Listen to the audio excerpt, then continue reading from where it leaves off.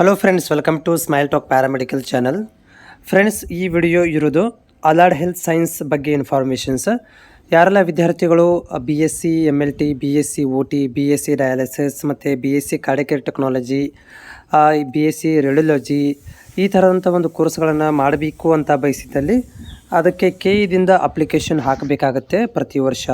ಆದರೆ ಈ ವರ್ಷ ಏನು ಮಾಡಿದ್ದಾರೆ ಅಂತಂದರೆ KCET ಒಳಗಡೆ ಈ ಅಪ್ಲಿಕೇಶನನ್ನು ಈ ವರ್ಷ KCET ಒಳಗಡೆ ಹಾಕಲಿಕ್ಕೆ ಅನುಮತಿ ಕೊಟ್ಟಿರುವುದರಿಂದ ಈಗ ಯಾರೆಲ್ಲ ವಿದ್ಯಾರ್ಥಿಗಳು ಒಂದು KCETಯನ್ನು ಎಕ್ಸಾಮನ್ನು ಬರೆದಿದ್ದಾರೆ ಅಥವಾ KCET ಅಪ್ಲಿಕೇಶನನ್ನು ಮಾತ್ರ ಹಾಕಿದ್ದಾರೆ, ಸೊ ಅಂಥ ವಿದ್ಯಾರ್ಥಿಗಳಿಗೆ ಈ ಒಂದು ಅಲೈಡ್ ಹೆಲ್ತ್ ಸೈನ್ಸನ್ನು ಮುಂದಿನ ದಿನಗಳಲ್ಲಿ, ಅಂದರೆ ಈಗ ಅಲ್ಲದು BSc ನರ್ಸಿಂಗ್ ಕೌನ್ಸಿಲಿಂಗ್ ಪ್ರೊಸೆಸ್ ಮುಗಿದ ಮೇಲೆ BPT, ಅಲೈಡ್ ಹೆಲ್ತ್ ಸೈನ್ಸ್ ಮತ್ತು BPO ಈ ಒಂದು ಕೋರ್ಸ್ಗಳಿಗೆ ಕೌನ್ಸಿಲಿಂಗ್ ಪ್ರಕ್ರಿಯೆಯನ್ನು ಆರಂಭ ಮಾಡ್ತಾರೆ.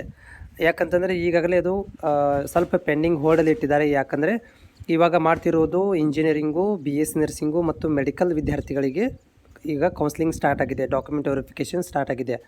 ಆದರೆ ನಿಮ್ಮಗಳಿಗೆ ಇನ್ನೂ ಡಾಕ್ಯುಮೆಂಟ್ ವೆರಿಫಿಕೇಷನ್ ಆರಂಭವಾಗಿಲ್ಲ. ಸೊ ಯಾಕೆ ಆರಂಭ ಆಗಿಲ್ಲ ಅಂತಂದರೆ ಇದನ್ನು ಪ್ರತಿ ವರ್ಷವೂ ಕೂಡ ಸಪ್ರೇಟಾಗಿ ಒಂದು ಕೌನ್ಸಿಲಿಂಗ್ ಪ್ರಕ್ರಿಯೆ ಮಾಡೋದರಿಂದ ಈ ವರ್ಷ ಕೂಡ ಏನು ಮಾಡ್ಬೋದು, ಸಪ್ರೇಟಾಗಿಯೇ ಮಾಡ್ಬೋದು. ಅದರ ಜೊತೆಗೆ ಡಾಕ್ಯುಮೆಂಟ್ ವೆರಿಫಿಕೇಷನನ್ನು ಮಾಡಿಬಿಟ್ಟು ಆಮೇಲೆ ನಿಮ್ಗೆ ಏನು ಮಾಡಬೇಕಂತಂದರೆ ಅವರು ರ್ಯಾಂಕ್ ನಂಬರನ್ನು ಕೊಡಬೇಕಾಗತ್ತೆ.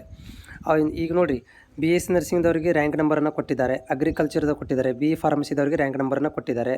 ಆದರೆ ನಿಮ್ಮಗಳಿಗೆ ಕೊಟ್ಟಿಲ್ಲ. BPT ಮತ್ತು ಅಲೈಡ್ ಸೈನ್ಸಿಗೆ ಯಾಕೆ ಕೊಟ್ಟಿಲ್ಲ ಅಂತಂದರೆ ಇದನ್ನು ಸಪ್ರೇಟಾಗಿ ಕೌನ್ಸಿಲಿಂಗನ್ನು ಮಾಡ್ತಾರೆ. ಹೀಗಾಗಿ ಸಪ್ರೇಟಾಗಿ ಕೌನ್ಸಿಲಿಂಗ್ ಮಾಡಬೇಕಂತಂದರೆ ಡಾಕ್ಯುಮೆಂಟ್ ವೆರಿಫಿಕೇಷನ್ ಕೂಡ ಮಾಡಬೇಕು. ಆ ಟೈಮಲ್ಲಿ ಏನಾಗುತ್ತೆ ಅಂದರೆ ನಿಮ್ಮ ಒಂದು RD ನಂಬರ್ ಎಲ್ಲ ಚೇಂಜ್ ಆಗಿರುತ್ತೆ. ಸೊ RD ನಂಬರು ಎಕ್ಸ್ಪೈರ್ ಆಗಿರುತ್ತೆ, ಡೇಟ್ ಎಕ್ಸ್ಪೈರ್ ಆಗಿರುತ್ತೆ.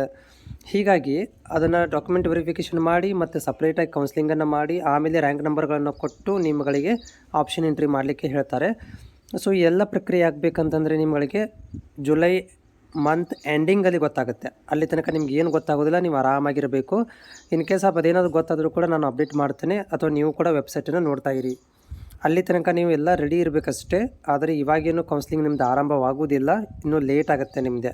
ಯಾಕಂದರೆ BSc ನರ್ಸಿಂಗ್ ಕೌನ್ಸಿಲಿಂಗ್ ಮುಗಿಬೇಕು, ಒಂದು ಎರಡು ರೌಂಡರ್ ಮುಗಿಬೇಕು. 2 ರೌಂಡ್ ಮುಗಿದ ಮೇಲೆ ನಿಮಗೆ ಏನು ಮಾಡ್ತಾರೆ, ಅವಾಗ ಡಾಕ್ಯುಮೆಂಟ್ ವೆರಿಫಿಕೇಷನ್ಗೆ ಡೇಟ್ಗಳನ್ನು ಬಿಡಬಹುದು. ಅಲ್ಲಿ ತನಕ ನೀವು ಕಾಯಬೇಕಾಗುತ್ತೆ.